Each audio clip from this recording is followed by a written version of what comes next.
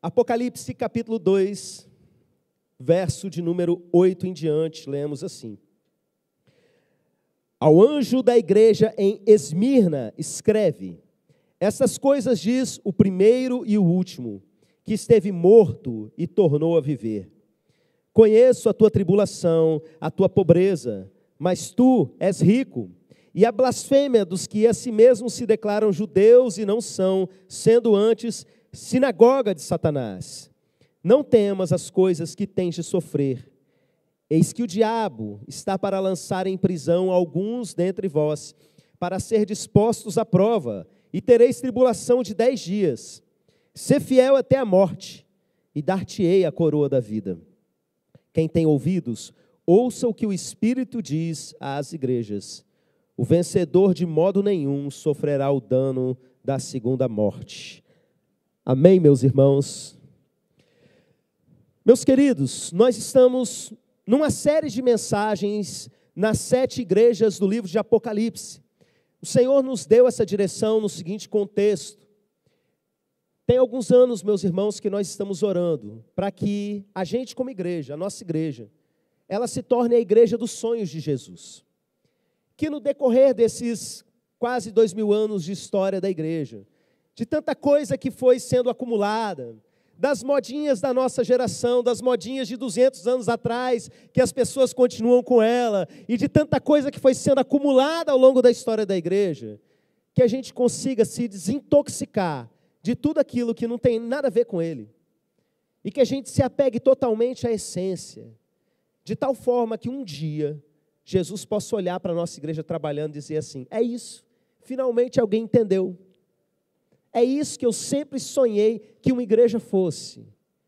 E meus irmãos, quando a gente olha para cartas, para cada uma dessas 7 cartas do início do livro de Apocalipse, nós temos nada mais, nada menos do que o próprio Jesus virando e falando assim: ó, essa igreja aqui, ela está boa nisso, nisso, nisso, gostei.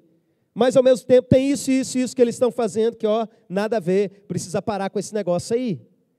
Então, 7 vezes, esse número não está aí por acaso, é um símbolo de que algo Deus está fazendo por completo.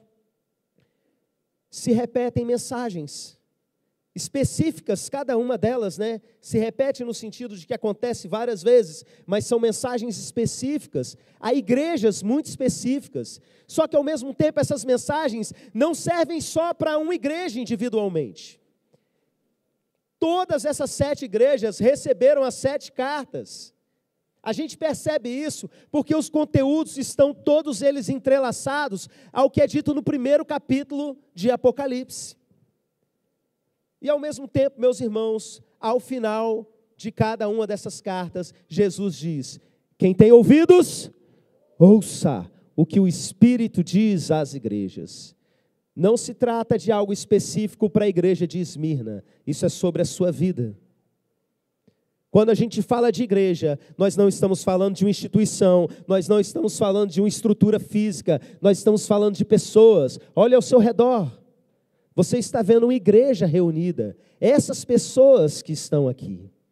Então presta muita atenção, porque todas essas cartas que nós vamos passar, Deus vai tratar algo na sua vida, Deus vai levar você para algo mais próximo daquilo que Ele diz: isso é o que eu sempre quis que você fosse, isso é o que eu sempre quis que uma igreja fosse. E essa igreja, meus irmãos, de Esmirna, ela tem uma característica muito legal. A carta que Jesus manda para ela não tem algo dizendo assim: tenho porém contra ti. Jesus não tinha algo de específico de falar de negativo a respeito dessa igreja, mas ao mesmo tempo existia algo que estava por acontecer e que aquela igreja precisava estar preparada. E eu entendo, meus irmãos, que a mensagem dessa noite tem a ver com o preparo que Ele quer trazer para cada um de nós. O tema dessa mensagem é Igreja Valente. Eu não gosto de fazer isso. Quando eu faço é porque eu entendo que é realmente necessário. Olha para alguém do seu lado e diga assim: meu irmão, Jesus te chama para ser valente, para ser mais brabo, para não desistir. Então fica firme e presta atenção. Olha para mim aqui de volta.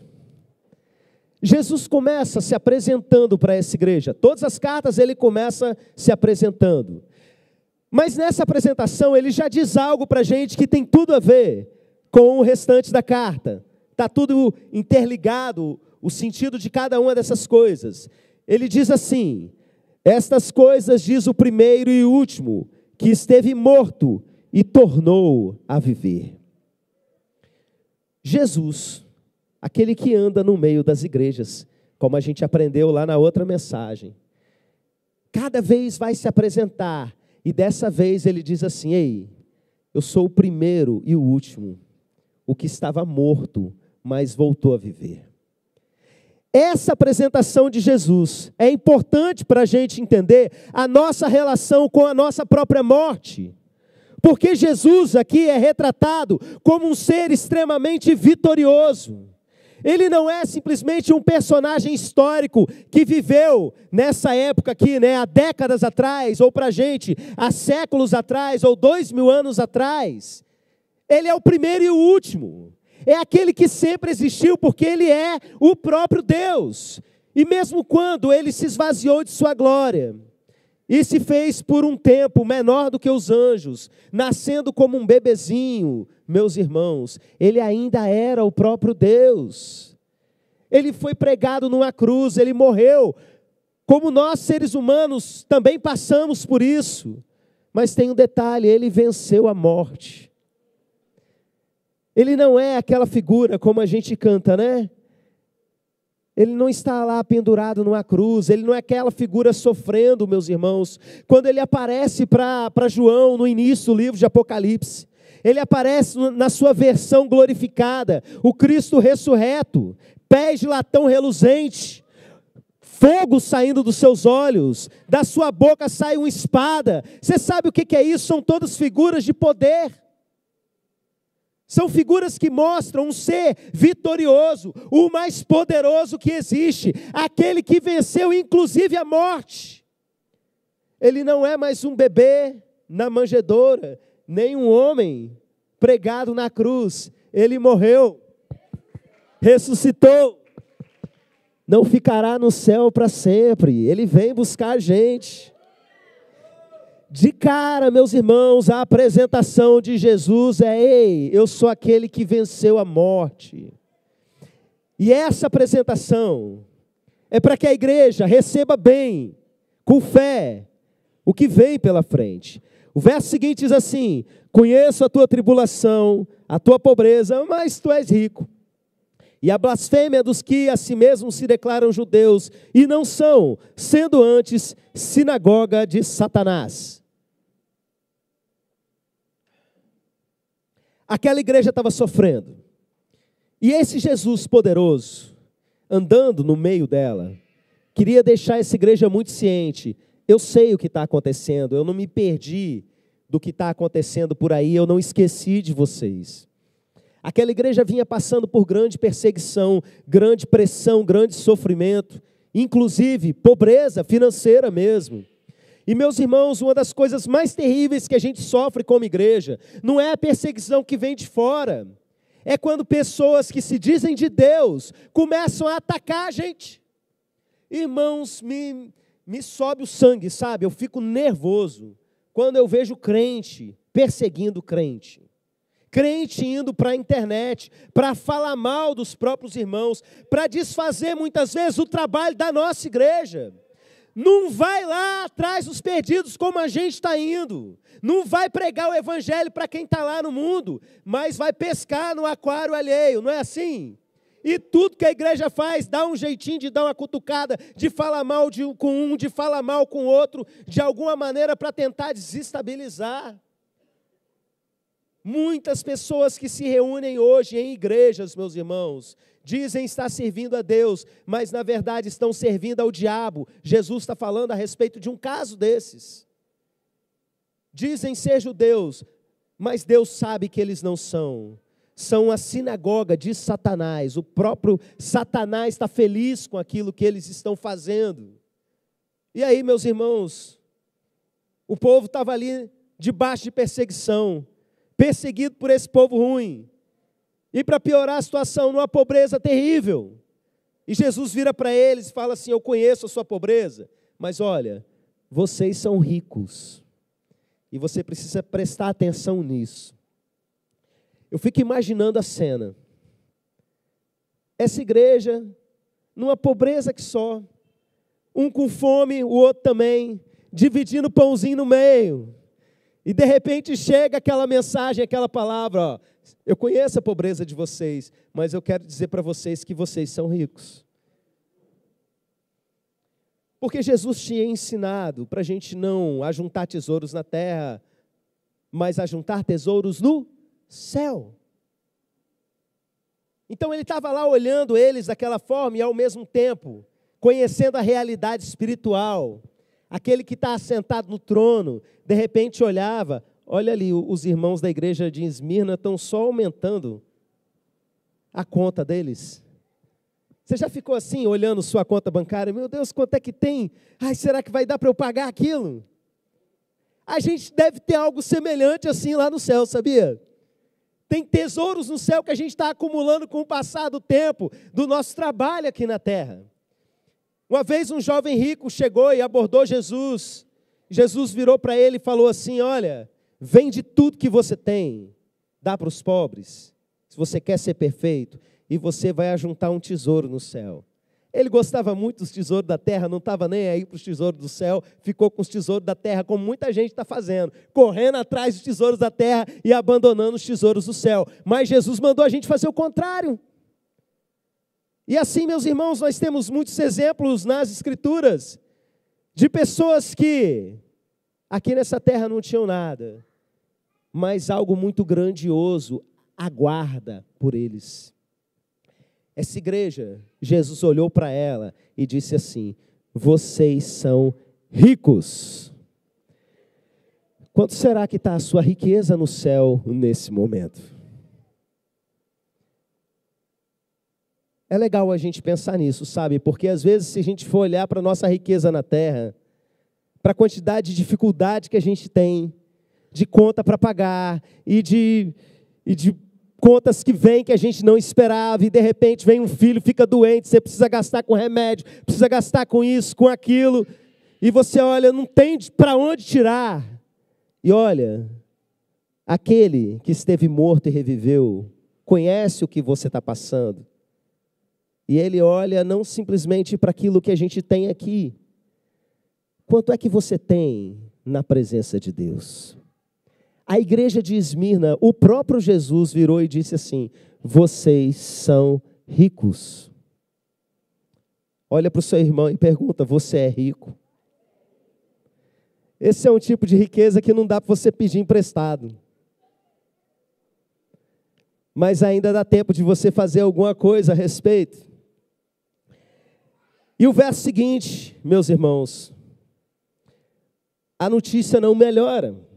Ela diz assim: não temas as coisas que tens de sofrer, eis que o diabo está para lançar em prisão alguns dentre vós, para ser dispostos à prova, e tereis tribulação de 10 dias. Sê fiel até a morte, e dar-te-ei a coroa da vida. Sabe que a gente vai lendo o texto, e se você de repente não conhece, a impressão que dá é que agora ia vir uma boa notícia, né? Olha, você é pobre, eu conheço que você está sofrendo, eu sei que você está passando isso, aí era para ser assim, né? Mas vai passar, e você vai vencer, e pare de sofrer, e alguma coisa desse tipo. Você não vai ser cauda, vai ser cabeça. Não, ele vira e fala assim: vai piorar. Vocês vão passar por uma tribulação de 10 dias. E não é simplesmente assim, olha, você vai vencer os 10 dias. Não é, ser fiel até a morte. Ou seja, pode dar muito ruim. O que importa é que você continue fiel. Igreja valente. Irmãos, a gente vive uma geração de crente Nutella, de crente frouxo. Eu preciso dizer isso aqui. Graças a Deus que Deus nos deu uma igreja valente. Eu tenho alegria de pastorear a turma que a gente tem, porque a maior parte dos irmãos que servem nessa igreja é gente braba mesmo.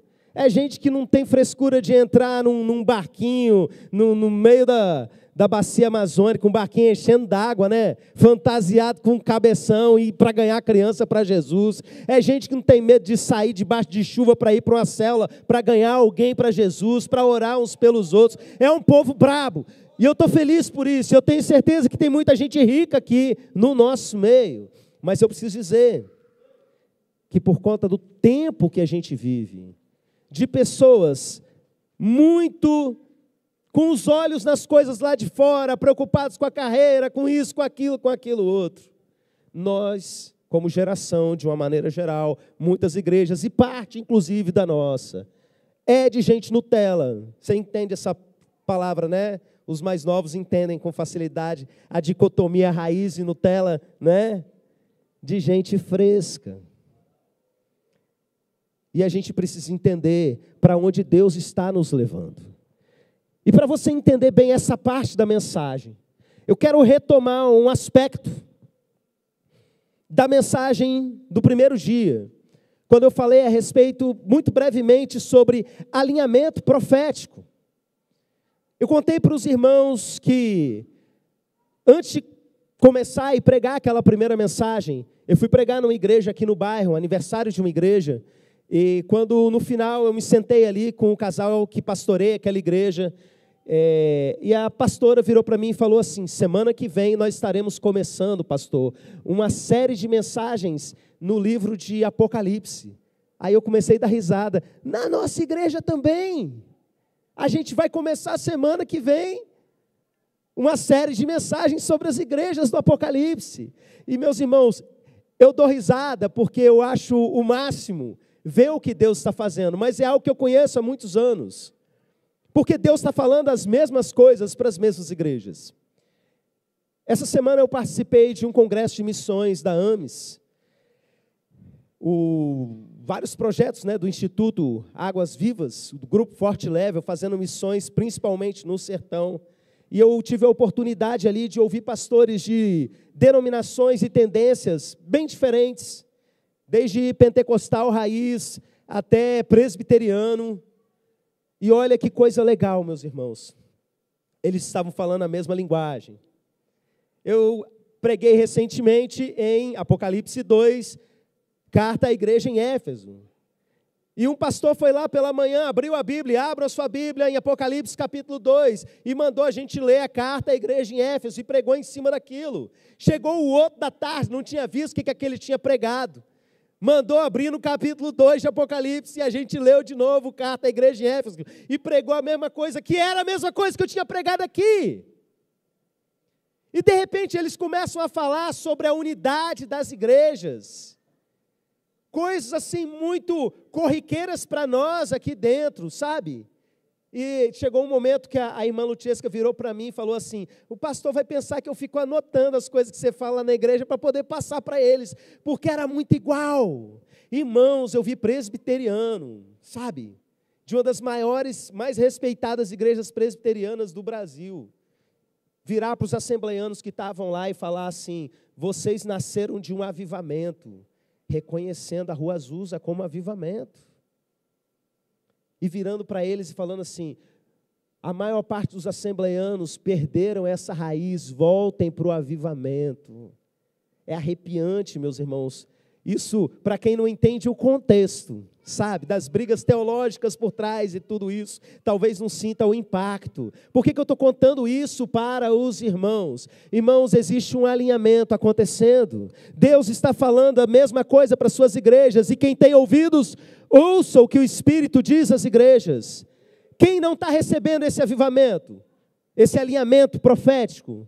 Idólatra de usos e costumes, idólatra de denominação, fanáticos por teologias específicas e doutrinas específicas, gente bitolada que não está ligada no Espírito, não está recebendo esse alinhamento profético.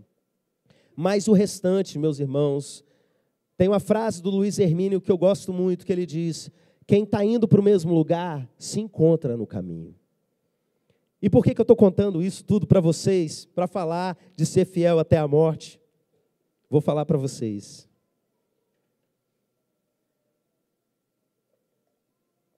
Quem aí estava na Cabana Team semana passada, dá um glória a Deus bem barulhento aí. Vocês talvez não saibam, mas parte da igreja sabe. Como nos últimos anos surgiram no meio da igreja, de forma totalmente independente, programas de treinamento para a igreja, voltado para um estilo mais rústico. Essa garotada aí, essa parte não é spoiler, vocês já foram sabendo, então não tem problema eu contar. Dormiram no meio do mato e não comeram o que quiseram. E se viraram para fazer certas coisas. E esse não é o único programa, tanto para adolescente quanto para adulto. Por que será que várias igrejas, várias pessoas de direções diferentes, de lugares diferentes, estão sendo levadas a preparar uma geração de servos do Senhor, sem fricote, sem frescura, pronto para tudo?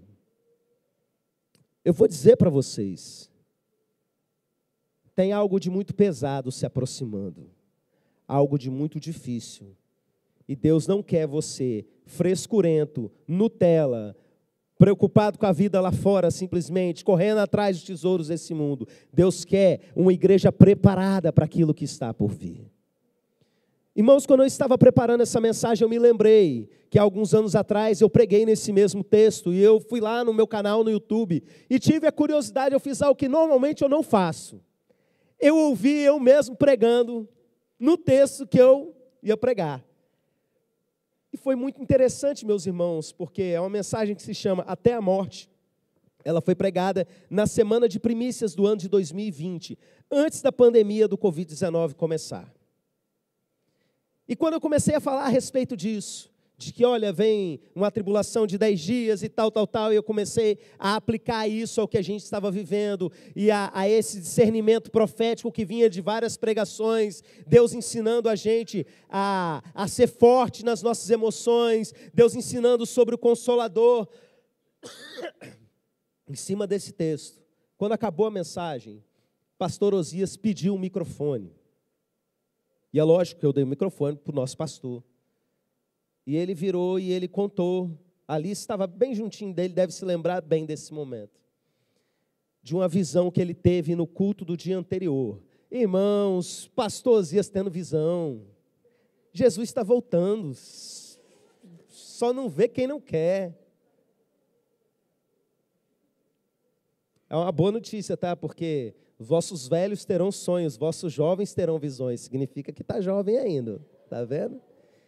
Ele tinha tido uma visão no culto do dia anterior, daquela mesma semana de primícias. A semana de primícias são os 7 primeiros dias do ano, e a gente fica aqui se consagrando, buscando, né, ao Senhor, culto todo dia. A gente estava com a cruz aqui atrás iluminada, e ele viu essa cruz cercando a igreja nos 4 cantos. Ele achou no início que era só reflexo no vidro, mas depois ele entendeu que não tinha como.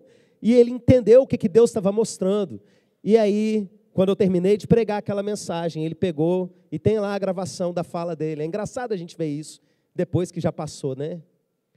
O pastor Osias pegou um microfone e falou: irmãos, eu vi, olha, vem coisa feia por aí. Mas Deus me mostrou que essa igreja está guardada por Ele em todas as direções. E a gente glorificou e agradeceu. E pouco tempo depois estourou aquela pandemia, que foi essa coisa horrorosa. Eu estava aqui de máscara agora há pouco, me lembrando como foi terrível, meus irmãos, para mim, como pastor, vir aqui e pregar diante de um celular para um monte de cadeira vazia, e parecia que não acabava mais, e um monte de gente morrendo em um monte de lugar, e eu via pastores morrendo, e eu via pastores tristes, sepultando as suas ovelhas. Mas eu preciso dizer para vocês que até a gente voltar, e até hoje, essa igreja aqui, nenhum membro dessa igreja morreu de Covid. E olha que nós somos numerosos. E aquela palavra profética que veio, se cumpriu de verdade no nosso meio.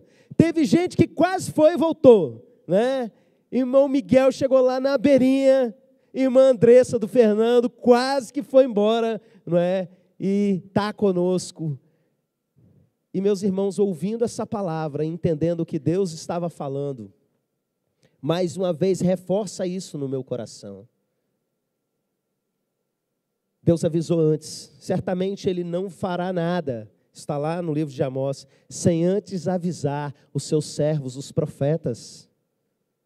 Tem gente que tenta, o pessoal sensacionista, que não acredita em profecia, que pensa que profecia é denunciar o governo e essas coisas assim, né? Não acredita nisso. Meus irmãos, essa palavra ainda está valendo. Essa palavra ainda está valendo. Quem tem ouvidos, ouça o que o Espírito diz às igrejas. A coisa vai ficar mais difícil. E se você ainda tem dúvida no seu coração, lembra do que Jesus disse no seu sermão profético, quando ele diz assim: sereis odiados de todas as nações. Isso ainda não aconteceu. Você tem liberdade para cultuar ao Senhor aqui no Brasil. Mas em outros lugares desse planeta, o que está acontecendo é que as pessoas, isso há gerações, e cada vez mais, elas são presas por confessarem a Cristo. Elas são torturadas por confessarem a Cristo.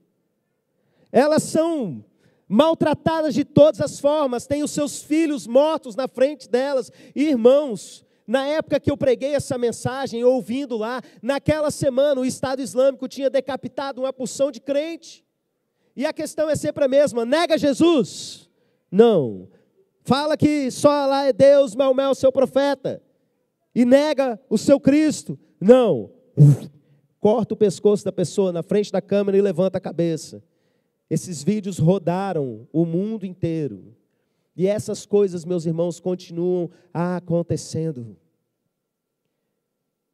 Nós, não sei se essa geração, mas eu acredito que sim. Nós vamos enfrentar isso aqui. Você que não está na bolha de crente nas suas redes sociais, você já pode perceber um ódio crescente com relação aos cristãos. Toda semana eu vejo mensagens horrorosas destinadas a todos os evangélicos, a todos os cristãos, de pessoas que são aquele chamado ódio do bem, sabe? Politicamente correto, gente boazinha, que é a favor das minorias, do isso, do aquilo, e você pensa, essa pessoa deve ser um amor. Só ódio com relação aos cristãos. Nós estamos cada vez mais perto de um sistema que vai empurrar contra a parede. E vai chegar um momento que nós, verdadeiros cristãos, vamos ter que fugir. Sai dela, povo meu. E talvez aquilo que vocês viveram num final de semana, cabaneiros, talvez isso seja a rotina. Mas a grande questão é, se alguém tentar provar que você é um crente, ele teria provas suficientes para conseguir? Porque ao mesmo tempo que a gente lê ser fiel até a morte e dar-te-ei a coroa da vida, como eu disse, eu vejo uma geração de gente que não tem diferença nenhuma em quem é crente e em quem não é. E pega lá uma pessoa que não serve a Deus, um jovem, um adolescente, que tem lá a sua namorada, seu namorado, e pega um adolescente da igreja, por exemplo, e vai ver, como é o tipo de conduta? A santidade nesse relacionamento? Não, não tem. A testemunho nesse relacionamento? Não, não tem.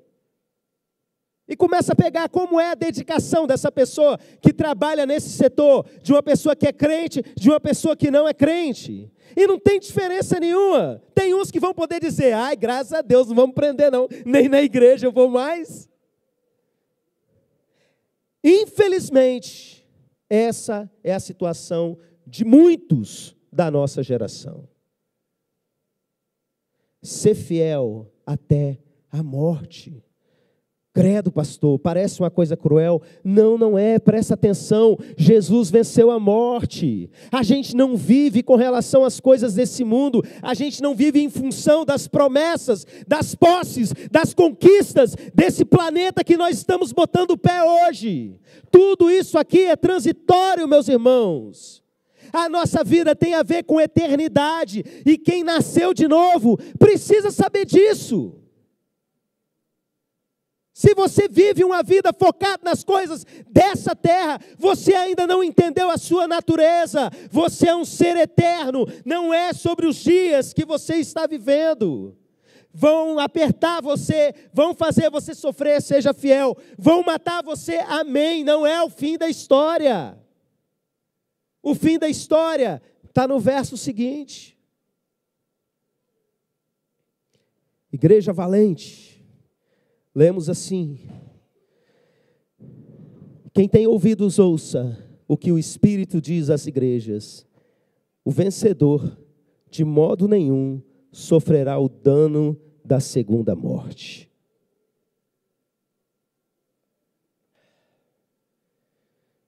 O vencedor, de modo nenhum, sofrerá o dano da segunda morte. Será que você é um vencedor? Que parada é essa de segunda morte? Já não é ruim? Uma só? Abra sua Bíblia lá no final do Apocalipse. Apocalipse capítulo 22.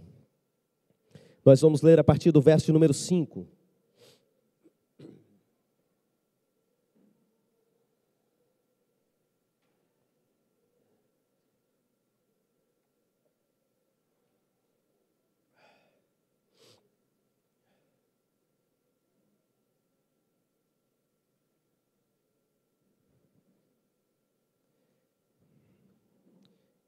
Algumas coisas politicamente incorretas vão ser ditas agora, tá? Eu vou falar algumas coisas que deixam meio mundo com ódio de quem fala. Mas eu quero que você preste muita atenção. Apocalipse 22, a partir do verso 5. E aquele que está assentado no trono disse... Quem que disse? Quem disse isso, pastor Clériston? Aquele que está assentado no trono. Eis que faço novas todas as coisas, e acrescentou, escreve, porque essas palavras são fiéis e verdadeiras. Para um pouquinho. Jesus está falando. Que foi? Apocalipse 22, 5. 22. Eu falei 22 e é 21. É no 21, vai lá, vai para o 21. Vou ler de novo. E aquele que está sentado no trono disse, eis que faço novas todas as coisas, e acrescentou, escreve, porque essas palavras são fiéis e verdadeiras. É como se fosse ele dizendo para João assim, ó, não vai tentar lembrar de cabeça não, meu filho. Para agora e escreve. O que eu estou te falando é muito importante. Então eu quero que você escreva essas palavras, elas são fiéis e elas são verdadeiras. Disse-me ainda, tudo está feito. Eu sou o alfa e o ômega, o princípio e o fim. Entenda, ele está falando aqui do ponto de vista de quem está no final da história. João está lá no início da história da igreja, mas Jesus está acima do tempo. Ele sabe o final do filme. Ele assistiu o último capítulo da série. Ele está lá realizando todas as coisas. Ele estava no início e ele está no fim. Acima de toda e qualquer narrativa dessa terra. Eu sou o alfa e o ômega, o princípio e o fim. Eu, a quem tem sede, darei de graça da fonte da água da vida. Presta atenção. A salvação é gratuita. E o próprio Jesus dá ela de graça. A fonte da água da vida é sobre isso. Agora ele vai continuar fazendo aqui um gancho com aquilo que a gente acabou de ler lá na carta a Esmirna. O vencedor herdará estas coisas, e eu lhe serei Deus, e ele me será filho. Olha a paternidade de Deus sendo derramado sobre aqueles que o têm como Deus, o recebem como Pai. Agora presta atenção na parte pesada. Quanto, porém, aos covardes, aos incrédulos, aos abomináveis, aos assassinos, aos impuros, aos feiticeiros, aos idólatras e a todos os mentirosos, a parte que lhes cabe será no lago que arde com fogo e enxofre, a saber, a segunda morte. Existe um grupo que vai vencer, que vai herdar todas essas coisas, que tem o próprio Deus como Pai. Mas existe um grupo que vai para a segunda morte, e que aqui é explicado para a gente o que é a segunda morte. O lago de fogo e enxofre, que arde, né? No lago que arde com fogo e enxofre, a saber, a segunda morte. Aquele que está sentado no trono, ou seja, o próprio Jesus, ele está falando quem que vai para o inferno. E faz uma lista de pessoas que praticam determinadas coisas. E a primeira delas são os covardes. Existem pessoas que têm medo de se assumir como servos de Deus, mas a promessa está clara desde o início. Todo aquele que me confessar diante dos homens, eu confessarei diante do meu Pai que está nos céus, mas aquele que me negar, eu também negarei diante do meu Pai e dos seus anjos. Eu me lembro uma vez a gente voltando de um evento das Mensageiras do Rei, no terminal de Laranjeiras, ou aquela fila de adolescente, e uma menina começou a falar algumas coisas com a Bíblia e tal, aí a outra colega virou e falou assim: menina, sossega aí, ninguém precisa saber que a gente é crente, não. Vergonha, vergonha. E talvez você adulto não tenha vergonha de dizer que faz parte de uma determinada igreja, mas é covarde para assumir determinados posicionamentos, para virar na sociedade corrompida e adúltera de hoje e dizer que o que é errado e o que é certo continua certo. Por quê? Porque é covarde para assumir realmente aquilo que a Bíblia ensina. Uma pessoa desse tipo demonstra que ainda não nasceu de novo. Então, além dos covardes, os incrédulos. A Bíblia tem uma porção de recomendações para que você guarde a sua fé. Tem um tanto de gente que crê hoje, chega no carnaval, não acredita mais. E você sabe como é que a gente vai perdendo a nossa fé nos dias de hoje? É deixando de olhar para Deus e começar a ouvir as abobrinhas do mundo de hoje. É parando para escutar influencer. Deixa eu falar especificamente para a juventude nesse momento. Aliás, para a juventude não. A véia arada do Zap Zap também, Deus que me livre, viu? Porque nunca vi gostar de mentira no WhatsApp igual os velhos da nossa geração. Misericórdia. Você começa a ouvir gente que despreza a sua fé. Você começa a ouvir gente que tem prazer de falar mal daquilo que você acredita. Ao invés de ouvir coisas que edificam, daqui a pouco a sua fé está minada. Ao invés de você ter raiz na palavra de Deus, você está entregando o seu coração a todo tipo de bobagem. A gente vai falar mais a respeito disso numa outra carta, mais para frente. Mas entenda, a incredulidade é uma coisa que está entrando no coração de muita gente que já foi gente de fé. E que fica ouvindo certos líderes, até religiosos, que têm prazer de desconstruir aquilo que você acredita. Irmãos, quantas vezes eu encontrei pessoas que viveram grandes e poderosas experiências com Deus, e que hoje viram para trás e falam assim: aquilo era só emocionalismo, era só uma emoção que eu vivi, desprezando coisas preciosas que as outras pessoas apenas sonham em ter, porque deixaram de crer, deixaram de acreditar naquilo que a palavra diz. Então os incrédulos, lago de fogo, os abomináveis, tem a ver com aqueles que fazem todo tipo de maldade. Eu não vou nem aprofundar isso nesse momento, que eu estou com o coração ainda cicatrizando, por conta de histórias muito absurdas que a gente escuta frequentemente de crianças, a gente que está lidando com missões na Ilha do Marajó, volta e meia chega notícias, meus irmãos, é inferno mesmo, que está reservado para os abomináveis, para as pessoas que fazem todo tipo de maldade. Olha, os assassinos, os impuros. Deixa eu falar aqui para você que de repente não sabe o que é isso. Não está falando de você que não tomou banho hoje e veio sujo para o culto, tá bom? Não há promessa de inferno para quem é porquinho. Mas olha, essa palavra impuros aqui, no grego, é a palavra pornos, que deu origem, na língua portuguesa, à palavra pornografia.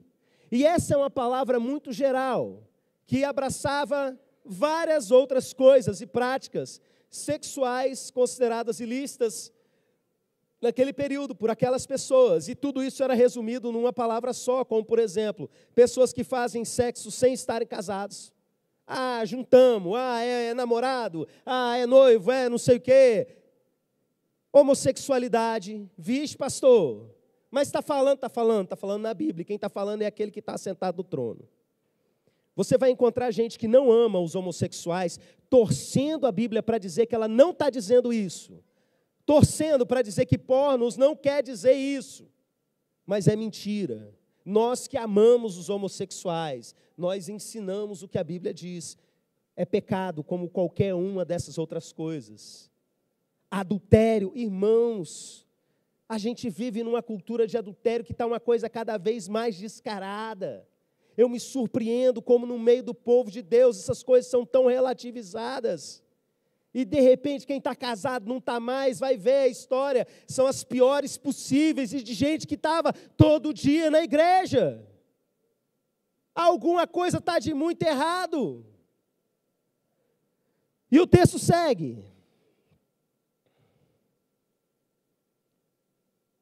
Os feiticeiros é outra palavra que a gente precisa se demorar um pouquinho sobre elas. E também ser politicamente incorreto. Porque a feitiçaria tinha a ver com aquelas religiões pagãs, onde se invocavam espíritos, num relacionamento de barganha com eles, às vezes para que o espírito fizesse algo em favor dessa pessoa, ou simplesmente numa relação de entrega. E eu quero dizer para todo mundo que tem outras religiões que seguem outros deuses, que acreditam em entidades, que fazem oferendas. Nós temos um respeito e um carinho muito grande por vocês. Mas a nossa fé, e nós pedimos que vocês também nos respeitem, é baseada na Bíblia. E aquele que está assentado no trono e que mandou escrever que essas coisas são fiéis e verdadeiras, é que quem pratica essas coisas vai para o inferno. E meus irmãos, volta e meia, eu esbarro com crente que lida com essas coisas com uma naturalidade assustadora. Que às vezes, para poder resolver um problema, não tem coragem de abandonar o pecado na sua vida. Quer ir lá para um centro de alguma coisa, para que alguém faça um passe, invoque uma entidade. E é tipo assim, não quero me entregar para Jesus para resolver, vou me entregar para a entidade tal. Misericórdia, meus irmãos! Aonde que o crente moderno está com a cabeça? O povo está lendo horóscopo. Não abre a Bíblia para saber o que Jesus quer para eles, mas vai acreditar em horóscopo. Coisas que tradicionalmente sempre tiveram relacionadas à feitiçaria, todo tipo de superstição, e essas coisas foram entrando no dia a dia das pessoas, e acham uma coisa linda, mais normal do mundo, se bestar, bota até tatuagem. Essas coisas são fiéis e verdadeiras. E quem disse é aquele que está sentado no trono. Aos idólatras. O que eu vou falar de idolatria? Eu estou pregando para crente. E eu não vou tocar aqui em outras religiões, sabe? De novo. Eu quero falar a respeito de pessoas que estão aqui, que estão acreditando nesse texto da Bíblia, mas que têm substituído a figura de Deus na sua vida por qualquer outra coisa que seja. Jesus disse, não se pode servir a dois senhores. Às vezes, Você está achando ruim do outro lá que tem um terreiro em casa, um altar de santo católico, seja o que for, e está fazendo pedido e oração para eles ao invés para Deus, e fala contra aquilo, mas não se dá conta que quem está assentado sobre o trono da sua vida ainda é o seu desejo, ainda é a sua vontade, ainda é a sua ganância, ainda é a sua vontade de ganhar dinheiro. Enquanto houver idolatria na sua vida, Jesus não é Senhor sobre você. Lago de fogo, enxofre. E a todos os mentirosos.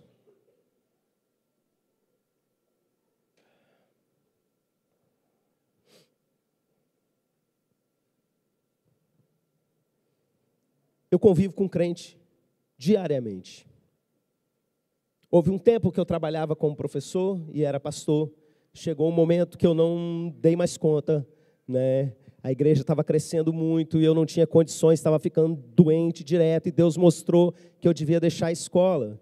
Eu convivo basicamente com crente. Vocês não têm noção de quantas vezes a gente pega crente na mentira. Não devia ser assim, gente. Crente ainda usar aquele tipo de fala, eu precisei mentir. Um tapa no pé da orelha, você não precisou mentir, você mentiu porque é um covarde, sem vergonha, que não quis assumir o BO do que fez. Porque mentiu porque é um mentiroso, ponto. E se não toma jeito, o destino é o mesmo de todos os outros. Não pode ser encontrado mentira nos seus lábios. Irmãos, é muito frequente, vocês não têm noção. O pastor confronta, né? Aí a pessoa para poder, não, na verdade não foi bem assim. E aí começa a maquiar o que aconteceu, a montar uma versão diferente dos fatos, para não parecer tão mal. Essa fase precisa ser virada da sua vida. Você chama Deus de Pai. Mas se você é mentiroso, Jesus diz que o seu pai é outro. Ele diz, vocês têm por pai o diabo. Ele que foi homicida desde o início, e quando fala mentira, fala do que lhe é próprio. O mentirês é a linguagem do inferno. A linguagem, o idioma do demônio é o mentirês. E toda vez que você abre a sua boca para falar algo que não é sim, sim, não, não, que não é uma palavra correta, 100% real do que aconteceu, você está simplesmente falando a linguagem do seu pai, que é o diabo. Ponto. Ser fiel até a morte, e dar-te-ei a coroa da vida. Você sabe o que é isso? É gente que prefere morrer do que pecar. Jesus quer que a gente chegue nesse nível. É preferível que você morra do que você peque. Pastor, e se acontecer de eu pecar? Presta atenção, isso não muda quem você é. Existe uma diferença e eu preciso, nesse fechamento de mensagem, diferenciar o vencedor do perdedor. Aquele que é o vencedor, entregou a sua vida para Jesus, ele assume o seu erro e ele muda, e ele abandona. Pronto. A relação nossa com o pecado, ela é diferente. A relação nossa com a tentação é diferente. O pecado para a gente não é uma opção, mas se acontecer, nós temos o caminho para a gente vencer. Mas você precisa entender algumas verdades sobre a tentação. Existe um versículo que todo mundo devia saber de cor. Está lá em 1 Coríntios, capítulo 10, verso 13. Não vos sobreveio tentação que não fosse humana, mas Deus é fiel e não permitirá que sejais tentados além das vossas forças. Pelo contrário, juntamente com a tentação, vos proverá livramento, de sorte que a possais suportar. Esse versículo ele é muito forte. Como eu disse, todo novo convertido devia aprender, para quando for velho convertido, ainda ter isso muito forte no coração. Não existe tentação que seja acima das suas forças. Toda tentação que você enfrenta nessa vida, ela está no nível humano, ela só existe porque tem cobiça dentro de você. Mas presta atenção, o texto diz que Deus é fiel para dar o livramento. Irmãos, isso é uma notícia muito boa. Para você que realmente quer vencer o pecado. Olha, Deus não ia salvar você, te redimir, te consertar, te lavar com seu sangue, para soltar você no mundo sem condição nenhuma de vencer o pecado, não. Existe uma resposta sobrenatural que vem ao nosso auxílio toda vez que a gente não está dando conta. Eu me lembro quando eu era noivo nessa época, e quem aí passou por essa fase, e passou como crente, como servo de Deus, sabe que as tentações, elas não vêm de brincadeira. E eu me lembro que eu chamei um amigo, conversei com ele, hoje ele é pastor Rubens, meu amigo até hoje. Na época ele ainda não era pastor, era jovem vocacionado, maluco por Jesus, igual eu. E eu falei para ele, rapaz, às vezes a tentação é muito difícil e tal, abriu o coração. E ele virou para mim e falou assim, olha, uma coisa que eu aprendi, a maneira como ele aplicou esse texto, é que toda vez que você está perto de cair na tentação, alguma coisa acontece que Deus traz você para a realidade. E é a sua chance de parar. Se você continuar daí para frente, é porque você quis, você está sozinho. E meus irmãos, eu comecei a reparar que era assim mesmo. E quando às vezes a coisa começava a ficar difícil, eu me lembro que uma certa vez veio um cachorro, do nada, saiu de onde estava e fez xixi assim, do lado da gente. E eu fiquei falando, Deus, entendi. Deus dá o escape para aquele que quer. O problema é que a gente vive numa geração de pessoas que querem se entregar para o pecado, que não lutam contra o pecado, mas buscam o pecado, chamam o pecado. E eu preciso dizer que o perfil dessa pessoa, que não está enfrentando o pecado na sua vida, mas está chamando o pecado para a sua vida, é o perfil de alguém que ainda não foi alcançado pelo Senhor. É o perfil de alguém que não recebeu Jesus como o Senhor da sua vida. Que vencer vai herdar todas essas coisas. Eu serei o seu Deus e ele será o meu filho. Ser fiel até a morte, dar-te-ei a coroa da vida. Vamos colocar de pé. Nós vamos orar nesse momento. Eu quero pedir, Alanis, aqui, traz o livro das águas. Nós vamos orar pelas pessoas que tomaram a decisão de se batizar. Mas eu quero orar por você que quer confessar Jesus publicamente. Que não quer ser um covarde, mas quer acertar a sua vida com Deus de verdade e para sempre. Queridos, há uma grande diferença, eu sempre digo isso, entre você cair no pecado e você viver no pecado. E se você está vivendo no pecado, significa que você ainda não tem Jesus. Significa que você ainda não tem Jesus como Senhor da sua vida. E você precisa se arrepender disso. Talvez você esteja desviado da presença do Senhor. Tenha virado uma coisa insignificante e irrelevante na batalha que nós estamos enfrentando. Tenha abandonado o seu posto na guerra. E Deus te chama nessa noite para ser fiel até a morte. Volta para o seu lugar. Seja fiel até a morte. Esse é o tempo que Deus te chama. Olha, meus irmãos, essas 7 mensagens, Deus quer alinhar a sua vida em 7 áreas. Ele quer fazer um trabalho completo em você para algo muito específico, para o tempo que nós estamos vivendo. Se acerta nessa noite. Eu quero chamar o Ministério de Louvor para vir adorar. Nós não vamos ficar muito tempo. Eu não vou ficar aqui insistindo um tempão. Mas eu vou dar a chance de você acertar a sua vida com Deus. Você vai poder sair do seu lugar e corajosamente vir aqui à frente, dizendo algo para Deus: olha, eu preciso me acertar, eu preciso consertar a minha vida, eu quero ser fiel até a morte. E essa igreja vai estender as mãos sobre você e vai orar pela sua vida.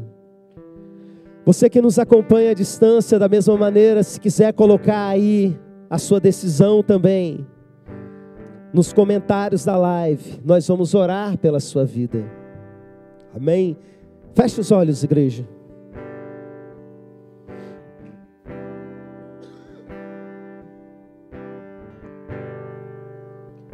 Pai querido, eu oro nesse momento por quebrantamento. Eu sei, meu Pai, que tem pessoas que estão distantes do Senhor. E o orgulho muitas vezes não está deixando elas retomarem o seu ministério, a sua vida. Eu peço, meu Deus, que o Teu Espírito Santo continue trazendo clareza ao coração, continue trazendo entendimento, meu Pai. Eu oro, meu Deus, por aqueles que ainda não entregaram a vida ao Senhor. Meu Deus, que haja entendimento, que eles não vejam, meu Deus, essa mensagem como uma palestra de um pastor, uma pregação de um religioso, mas eles entendam que o Teu Espírito está falando às igrejas, que eles entendam que algo de profético está sendo liberado aqui nesse ambiente. Venha, meu Deus, venha trazendo quebrantamento, que essa noite seja uma noite de salvação, que essa noite seja uma noite de reconciliação com o Senhor. Que essa noite seja uma noite de restauração de vidas, restauração de ministérios, restauração de posicionamento diante do Senhor. Em nome de Jesus, meu Pai, venha, meu Deus, haja em cada coração. Pode sair do seu lugar e se junte aqui com esses que estão aqui à frente. Seja qual for a sua decisão nesse momento, se reposicione diante do Senhor.